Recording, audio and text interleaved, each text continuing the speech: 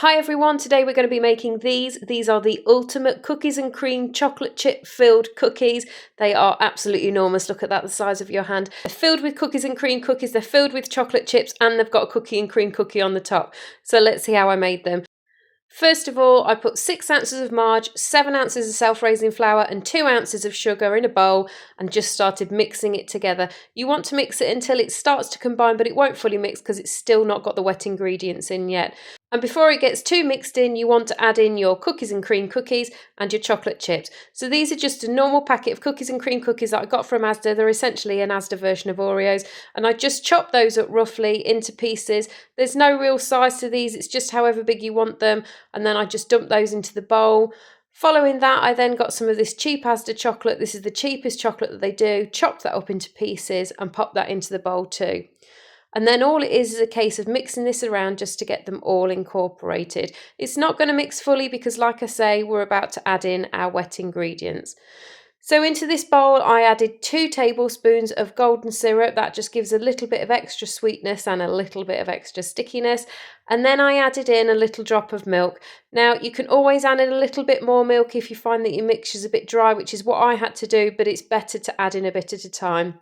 So just mix it all up until the dough comes together nicely like this, and then I popped it onto my board and I chopped it into 8 pieces. You can cut it into smaller pieces if you like, but I knew I wanted to make some really big chunky cookies, so I chose 8. And by doing this, it's just an easier way of trying to make sure that I get the right number and that they're all roughly the same size. I do still have to borrow some from one and add to the other, but that's just the way it works out. So once you've divided it up, just roll them into balls, and then it's time to get your baking tray. I always line my baking tray with greaseproof paper. It just saves on the washing up because you've not got bits of cookie dough all stuck to the bottom of it. Pop your dough balls onto the tray and then it goes straight into the oven at 180 for 20 minutes.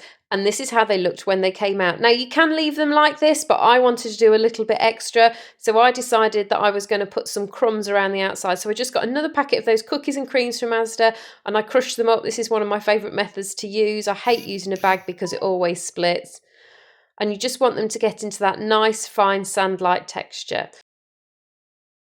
So I popped that to the side and then I got my milk chocolate ready, and this is just really like the glue for sticking on all those cookies and creams crumbs that you've just made. It doesn't have to be melted straight away, it just means that it's there ready for when you do your toppings. So to do the topping, all I did was I dipped the cookie into the chocolate and then I dipped it into the cookie crumbs. It was that simple. I did all of them. When I got towards the end I was running out of a bit of chocolate, so I had to put some on with a spatula, but it still worked exactly the same, and at least I wasn't left with loads of milk chocolate afterwards. But then again, who's ever complaining about there being too much chocolate left over? Lastly, I just wanted to add that final touch to it, so I got a few more of these cookies, put a big blob of chocolate on the bottom and then just stuck it on the top. I like adding the biscuit on the top, it just sort of makes a finishing touch. And once this was all done, I then popped them in the fridge for about 20 minutes just to let that chocolate set nice and hard. And here it is, the finished product. These were absolutely delicious. They were crunchy on the outside and nice and soft in the middle. These are my ultimate cookies and cream chocolate chip filled cookies. If you have a go at making them, let me know how it goes, and I'll see you in the next video.